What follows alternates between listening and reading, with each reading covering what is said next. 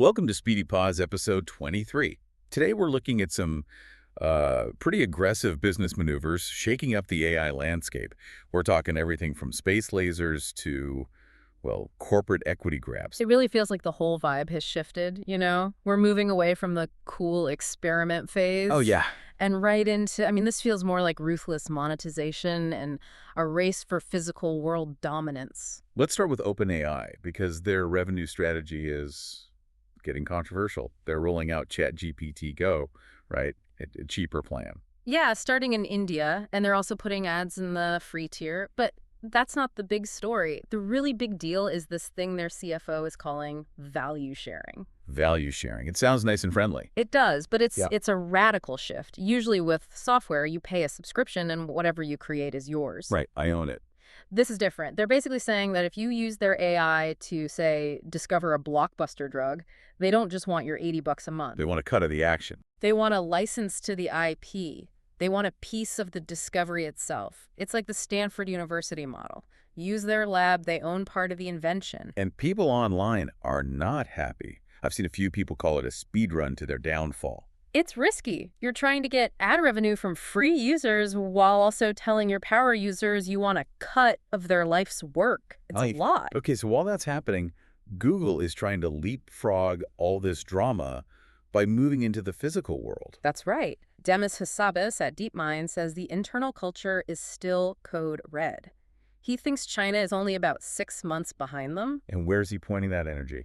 Not just chatbots. He's talking about physical intelligence. Robots. Exactly. Robots. And they're not alone. Microsoft has RoAlpha. Right, the model that translates language into motion. So you can just say, pull out the red wire. And the robot understands the physics, the force, everything needed to actually do it. It bridges that gap. Which brings me to my favorite term I've read all week, robotic slop. It's a great term, isn't it? From Wes Roth. The idea is that the first wave isn't going to be super intelligent robots taking our jobs. No, it's robots doing the chores we hate. Yeah. The slop. Picking up trash, folding laundry, all those low IQ, but, high dexterity tasks. He predicts we'll see that within 2 years. I would pay good money to never fold laundry again. But here's the bottleneck, right? How do you run all this globally? Infrastructure. And that, believe it or not, explains the space lasers. It sounds like a bad sci-fi movie, but it's real. Google's planning to launch satellites in 2026. Satellites with their own AI chips, their TPUs on board, and they communicate with each other using laser links. It's all about reducing latency so they can control these physical systems anywhere on Earth. But this build-out creates a really weird economic paradox. I was reading what the Grok CEO, Jonathan Ross, was saying. The massive deflationary pressure. Yeah, if robots and AI make everything cheaper to produce, prices could just crash. But there's another bottleneck to get there, and it's a darker one. Data. You're talking about the Nvidia report. Mm-hmm.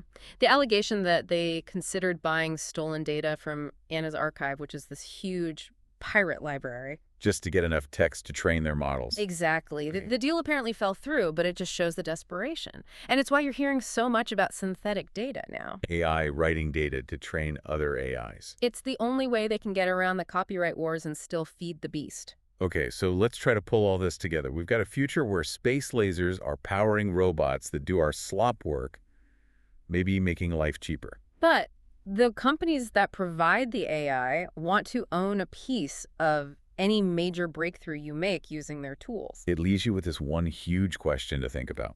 If AI causes massive deflation and does our chores, but the AI companies own a piece of every important discovery we make, are we heading toward a leisure economy, or is it more like a permanent rent-seeking one? That is the trillion-dollar question, isn't it?